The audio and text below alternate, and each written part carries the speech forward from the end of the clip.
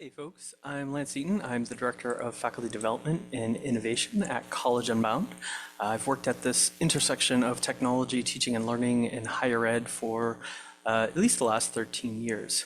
At College Unbound, as generative AI came on the scene, we actually took a very different approach to figuring it out. We actually let students lead the conversation on how these tools should be used both for other students and faculty. And I gotta tell you, the students didn't disappoint. And it's been a really powerful exploration for me about what it means to move forward in a future with generative AI tools and actually trusting and engaging and centering students in this process. So, as somebody that has degrees in education, history, public administration, and US culture, I had a lot of thoughts and feels about what we mean by moonshot. In truth, I had a visceral reaction to the challenge. The moonshot has been often used for decades, really, since, of course, the first moonshot, to be a rallying cry for something fantastic and impossible. And I'm all for that. And it's also worth considering that it's been over 50 years since a human has stepped on the moon. And that's 50 years. So whatever is meant by moonshot, it wasn't enough for us to keep going back. And while it's been over 50 years since we've been to the moon as humans, you know what has been to the moon since then?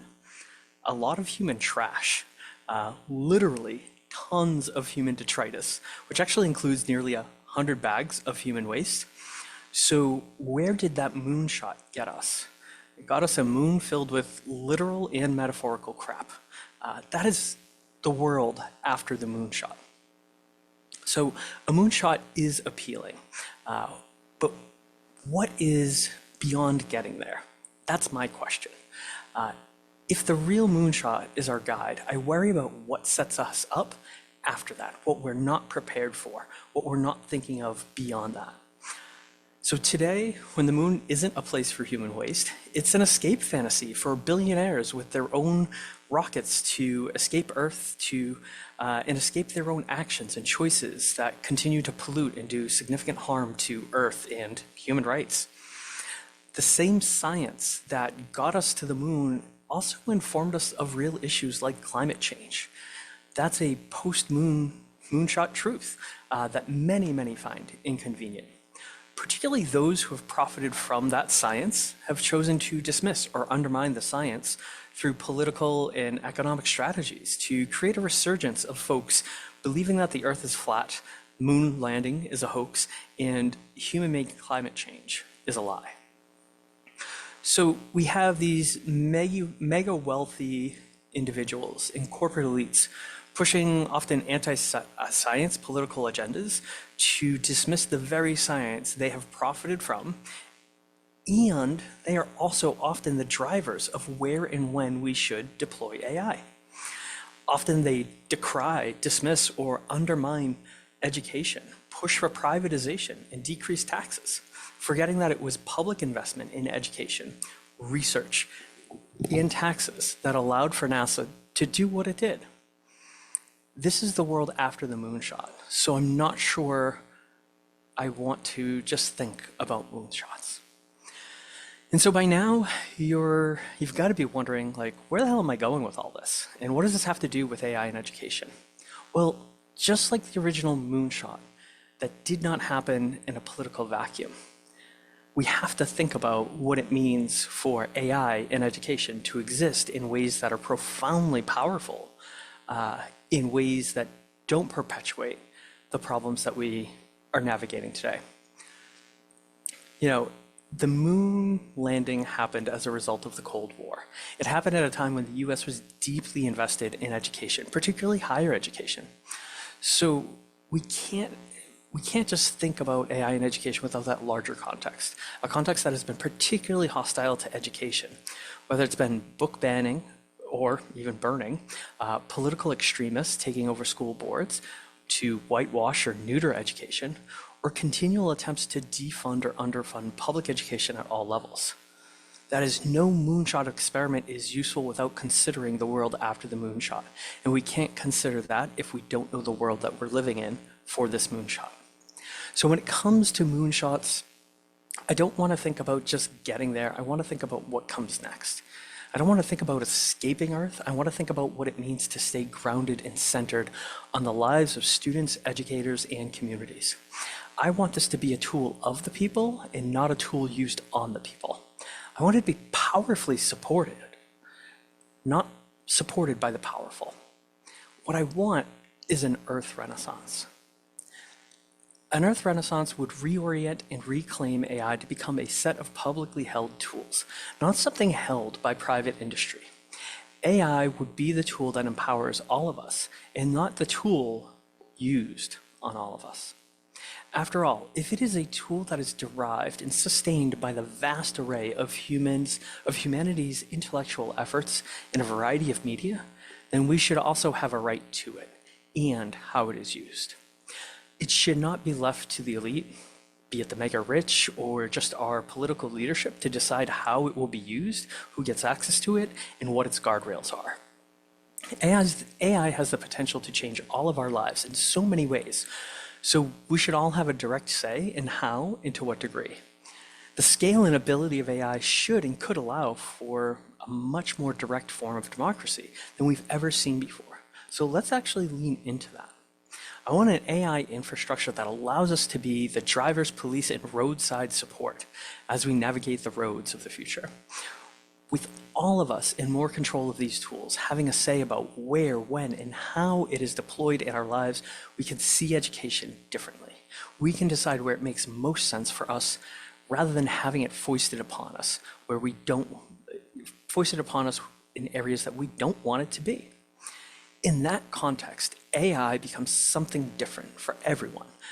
But in education, it becomes a tool that helps us remove the pointless friction, not the important friction of learning, but the pointless friction, the things that get in the way of learning, whether that is the right examples for the right students or the right pacing to maximize learning, while also recognizing the importance of other goals of education that are often implicit. Right? We have so many things within education that are supposed to be there, but we don't actually really speak about them. Building relationships and actually human social connection. That is an essential part of our educational system, and so often it is nowhere to be seen, or it's the thing that nobody really wants to care about or invest time and resources in. I want an AI that will help me understand where students are at with any challenge, to know if I'm hitting the mark, or if not, help me figure out what I need to consider and change, all the while providing me with guidance on how to make it happen, especially when it entails new things that I haven't tried in the moment. I want an AI that will do this while also not feeding data about my students or myself into vast databases to be profited from. I also want AI to facilitate things that don't necessarily help enhance the relationship and meaning of learning, but still need to be done. Sometimes it's keeping track of who's there or providing appropriate nudges to other students. Other times it's noting what students appear to need more help with and which ones could actually do the helping, right? It could play matchmaker in a way that would be live rather than me having to figure that out. Of course, I would want to help any and all students, but I would love a tool that tells me in a particular moment, is it better for this student to have a peer help them or me help them, right? Those kinds of things that these tools could give us would be really powerful for teaching and learning. But again, I want to be able to do all of this in ways that don't feel like students are needing to perform for surveillance tools. And I think that's a really tricky balance here. What I want is an Earth Renaissance of education where we can lean into relationship-rich education that develops deep pools of connection and understanding, which not only builds more meaning for students with other students, but actually creates a community of learners, including the educator, something that makes a significant difference about what happens next in all of their lives. Too much of our AI discourse is about being able to do more with less. Too much of it will result in scaling relationships with augmented AI so that instead of one educator for, say, a class of 20, it will become 50 or 100.